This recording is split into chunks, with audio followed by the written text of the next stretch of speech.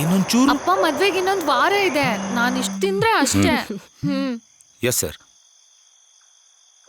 ಜೈ Hind sir.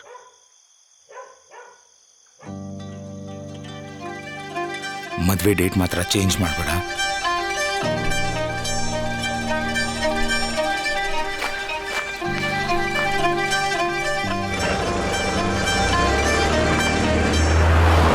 ಮದುವೆಗಿನ್ನು ಒಂದೇ ವಾರ.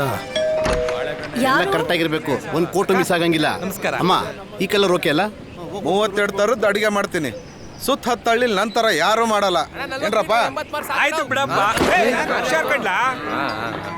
ಶಿವಣ್ಣ, ಇಲ್ಲಿ ಏನಾಗ್ತಿದೆ? ನಿಮ್ಮ ಯಜಮಾನರು ದೇಶನೇ ಕಾಯಕ್ಕೆ ಹೋಗಿರುವಾಗ ನಾವಿಷ್ಟು ಮಾಡ್ತಿದ್ರೆ ಹೇಗಮ್ಮ?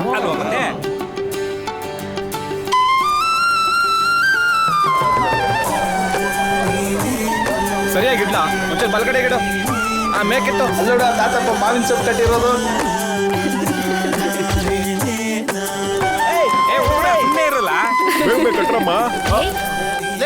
ಸರಿಯಾಗಿ ಹಾಕು, ಇಲ್ಲಾಂದ್ರೆ ನನಗೂ ಕಿರ್ಚಾಡಕ್ ಬರುತ್ತೆ. ಅಣ್ಣ, ಹಂಗಿದ್ರೆ ಇದು ನಿಮ್ ನಾರ್ಮಲ್ ವಾಯ್ಸಾ? ಸುಮ್ಮನೆ. ಅಪ್ಪ ಇದ್ದಿದ್ರೆ ನಾಳೆ ಮಂಟಪಕ್ಕೆ ಅವರೇ ಕರ್ಕೊಂಡು ಹೋಗಿರೋರು.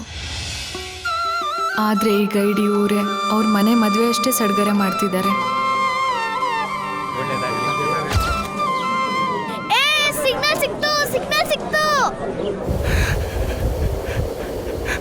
ಅಪ್ಪ, ತುಂಬಾ ಚೆನ್ನಾಗಿ ಕಾಣ್ತಿದ್ಯಾ ಮಗಳೇ.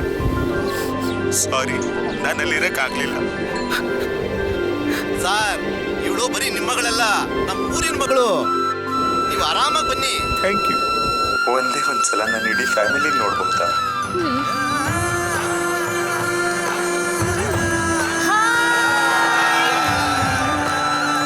ಒಟ್ಟಾಗಿ ಇರುವುದು ಎಂದೆಂದಿಗೂ ವಿಶೇಷ.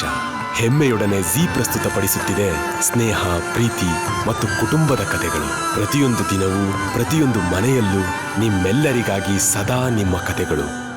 ನಿಮ್ಮ ಜೀ.